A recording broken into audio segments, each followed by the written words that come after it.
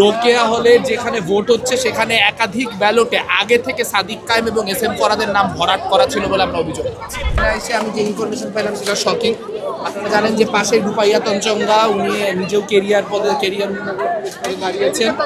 রোকেয়া হলে যেখানে ভোট হচ্ছে সেখানে একাধিক ব্যালটে আগে থেকে সাদিক কায়েম এবং এস এম ফরহাদের নাম ভরাট করা ছিল বলে আমরা অভিযোগ করছি। এবং এইটা যদি হয়ে থাকে, আমরা অলরেডি জানি যে ওইখানে যে ব্যালটগুলি থাকে ওই ব্যালটগুলি কোনোটাই আপনার স্বচ্ছ ব্যালট না, অর্থাৎ ওই ব্যালটের মধ্যে একবার ঢুকে গেলে কোনো কিছু দেখার সুযোগ থাকে না। সো আমরা জানতে পারলাম বা আমরা শুনতে পারলাম যে অনেকগুলি ব্যালটে এস এম ফরহাদ এবং সাদিক কায়েমের নাম আগে থেকে প্রেসিডেন্ট এবং জিএস পদে ভরাট করে রাখা হয়েছে। এবং এখানে যে 1 নাম্বার টেবিল সেখানে এই ঘটনা ঘটছে। এই ঘটনা যারা এই অভিযোগ করতেছেন তারা এই অভিযোগ ফাউ করার অভিযোগ না, তারা যথেষ্ট দায়িত্বশীল মানুষ এবং তারা এই অভিযোগ করতেছেন মানে ইমিডিয়েটলি প্রশাসনকে ব্যবস্থা গ্রহণ করতে হবে। এবং একই সঙ্গে আমরা বাকশাসের মাধ্যমে জানতে পারলাম অমর 21-এ হলেও নাকি একই ঘটনা ঘটতেছে।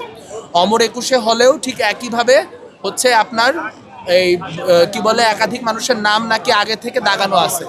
সো এবং এছাড়াও আমরা আরেকটা সত্য সূত্র থেকে জানতে পারছি, আরেকজন শিক্ষার্থী তিনি মানে ভোট দিতে এসে দেখছেন যে তার পে স্লিপ ব্যবহার করে ইতিমধ্যে তার এই ভোট আগে দেওয়া হয়ে গেছে। সো এখন যদি এই অবস্থাগুলো 12টা সাড়ে 12টা পর্যন্ত এই অবস্থা হওয়া শুরু করে, তাহলে তো আসলে আমরা ঠিক যেই ভয় পাইতেছিলাম সেই ভয় সত্য হবে। তার মানে হচ্ছে যারা অনাবাসিক, সেই অনাবাসিকরা এখানে ভোট দিতে আসতে আর উৎসাহিত বোধ করবে না। কাজেই যেই ক্রাইসিসগুলো আছে এগুলো প্রশাসনকে ইমিডিয়েটলি ডিল করতে হবে। ইমিডিয়েটলি ডিল না করলে কিন্তু যেই নির্বাচন, এত কষ্ট করে হওয়া নির্বাচন, এই নির্বাচনের যে গ্রহণযোগ্যতা সেই গ্রহণযোগ্যতা থাকবে না।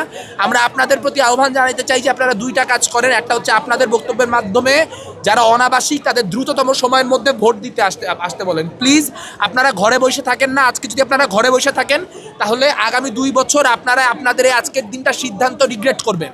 এবং আমরা দেখতে পাইতেছি অলরেডি মেকানিজমগুলো স্পষ্ট হওয়া শুরু হচ্ছে যে একটা সংগঠনকে জিতানোর জন্য এখানে কী ধরনের মেকানিজম অলরেডি হচ্ছে।